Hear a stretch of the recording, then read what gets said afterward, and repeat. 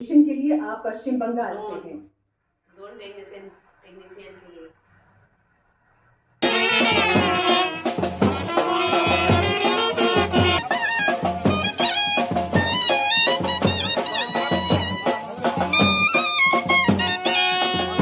Drone technician शाखाय all India topper हुए यहाँ अतु कोड़ा प्रधानमंत्री तीते सरप्राइज हताव केदा तो कते को अड़ी गर्वरना कथा कना तो बाकी देलाबन जो लहा सेनी लाइव पे तबना तो जोहार गते को आर मिटा नवा खबर गते हेक तबना तो आपे जो को नवा वीडियो जो को सगुन दाराम तो देलाबन हा जो को ध्यान करते नेल तबन पे चेदा से अड़ी खुशी रेना कथा कना तो नेल तबन पे जो गना नेहाती तो कते को सुमन किस्कु nyutuman मित कोड़ा अबोरेन प्रधानमंत्री जहां दो माननीय नरेंद्र मोदी नुया तीतना सरप्राइज हताव के अबोरेन संताल समाज रेनी से आदिवासी रेनी मित सुमन किस्कु nyutuman मित कोड़ा गिदिरा तो कते को अड़ी गर्व रेना कथा कना जहां दो ना अबोरेन समाज रेन से अबो संताल कोड़ा गिदिरा ना ITI ड्रोन टेक्नीशियन रे ऑल इंडिया टॉपर रेना ओना खातिर अबोरेन प्रधानमंत्री नरेंद्र मोदी नुई हा सरप्राइज एमा देया जहां दो ना सुमन किस्कु तो कते को अबोरेन यंग स्टार कोड़ा कुड़ी को सोच चिलका तहन कान तको चिलका तहन कान तबुना ना तो चिलका तहन कान तबुना कोड़ा को मन यंग स्टार को मन नोंका तहन काना जे नासेना एड़े सारी पढ़ाई ना पुन मोड़े क्लास हरी और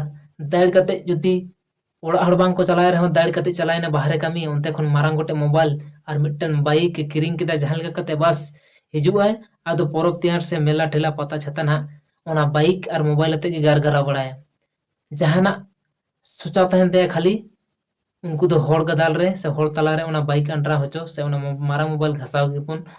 टारगेट का जे अब दो खाली मेला ठेला के कुदाव कते ना टाइम बन बर्बाद का और यंग स्टार को मन रे नवा गे तहना जे जहां लगा कते ना इन दो अतु होड़ से मेन गानो कुड़ी गिदरा गे जहां लगा को सरहाइमा और कुड़ी गिदर को खाली बेस बेस हरक बांदे ड्रेस लिपस्टिक नोक पालिश आरो नाना रकम ड्रेस सजाव कते हा को चला कना जहां दो छापरीगिरी बन मेता कना बस उनको सोच रे नवा गे तहन कना जे जहां लगा कते ना नेलिंग को जहां के उनको जेमन को सरहाइमा नवा गे सोच तहन कान तबना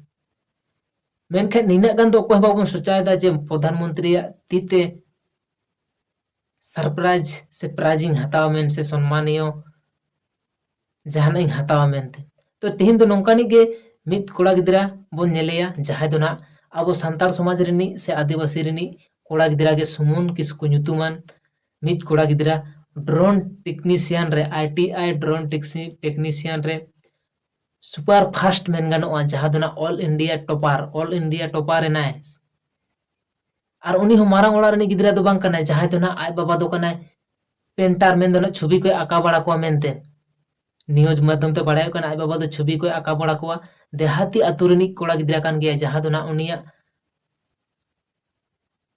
टैलेंट से उनिया जुलूम से जोर खातिर के ना नुई सम्मान ᱧᱟᱢ के से हताव के जहां दुना अब प्रधानमंत्री नरेंद्र मोदी तीते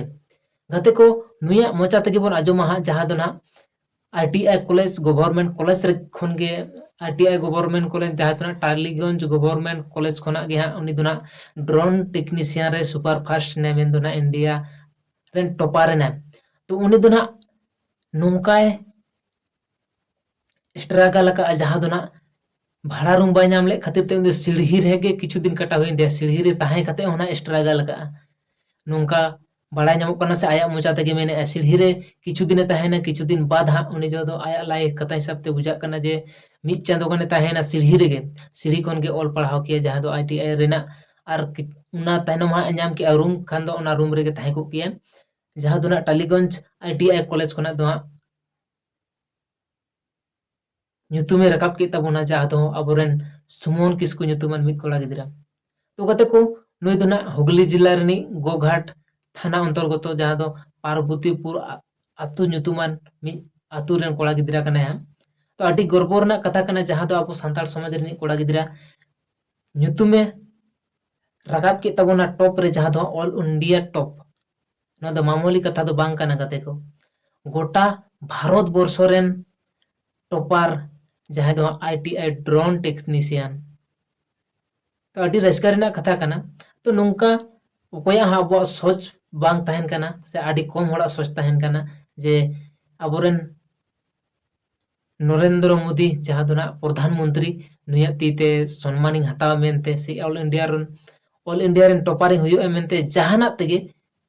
मेनका नोंकाना सोचा दो ओकोया ह बांग तहन कान तबोना अबो नितो दो बेसिर भाग अबो देहाती अतु इलाका करे दो ना खाली छापरीगिरी चला कना जहां दो ना ओने दो बाइन मेन के तबन मी घड़ी लहा गे जे कोड़ा गिदरा को नासे एड़े नासे को पढ़ा कना आर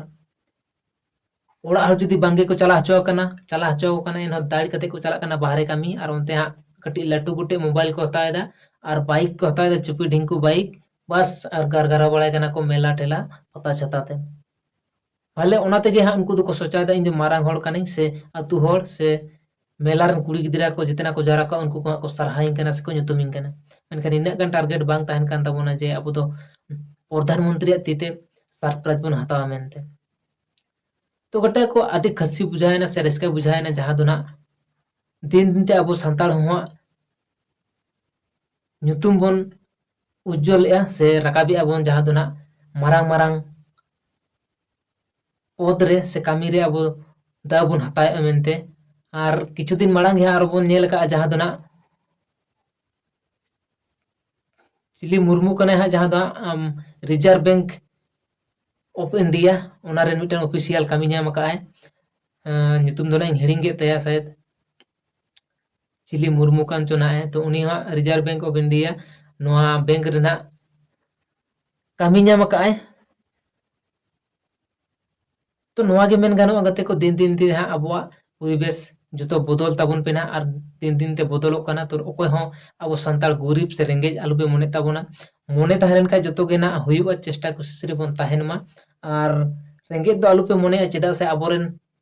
सानाम खय भारत वर्ष रेन टॉपर रे हने ताबोना अबोरेन मेन गानोआ सानताड़ आदिवासी रेन महिला जहां दो ना माननीय राष्ट्रपति जहां दो द्रौपदी मुर्मू दी जहां दो ना भारत वर्ष ना टॉप स्थान रे मेनाय ताबोना तो ओना तेना रेंगेज से गरीब दो आलुपे मने ताबोना आदि आयमा सानताड़ अबोरेन हो nyutum को रकाब के अबवा इतिहास रे जहां दो ना आदि गर्व रेना कथा कना तो नोंका गे आरो आयमा बन कोशिश मा जतो को गे जहां लेका तेना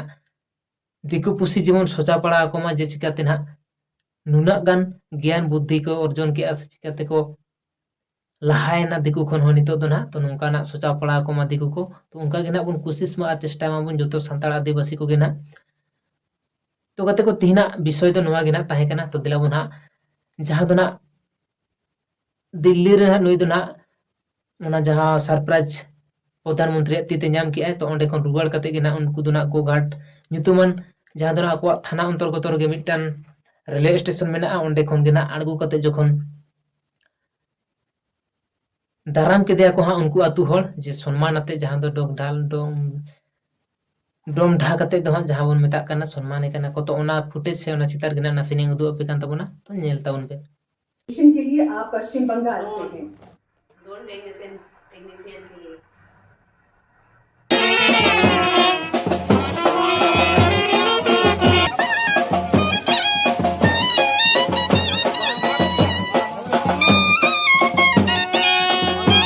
ড্রোন টেকনিশিয়ান শাখায় অল ইন্ডিয়া টপার হয়ে দেশের প্রধানমন্ত্রীর হাত থেকে এই সম্মান পেয়ে এলাকা সহ রাজ্যের মুখ উজ্জ্বল করলো হুগলির গোঘাটের প্রত্যন্ত এক গ্রামের আদিবাসী ছেলে সুমন কিস্কু। গোঘাট থানার অন্তর্গত পার্বতীপুর গ্রামের ছেলে সুমন কিস্কু হলেন একজন ITI ছাত্র।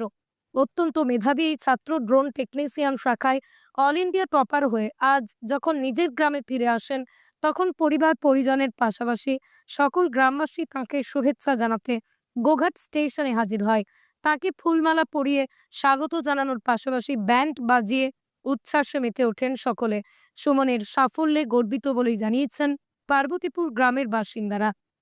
গ্রামের ছেলে এতটা সফল কেমন লাগছে?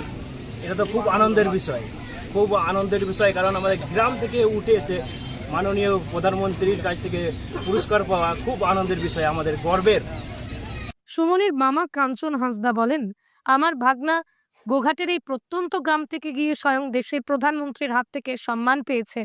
এটা আমাদের কাছে অনেক গর্বের বিষয়। আগামী দিনেও আরো অনেক সাফল্য অর্জন করুক এই কামনা করছি।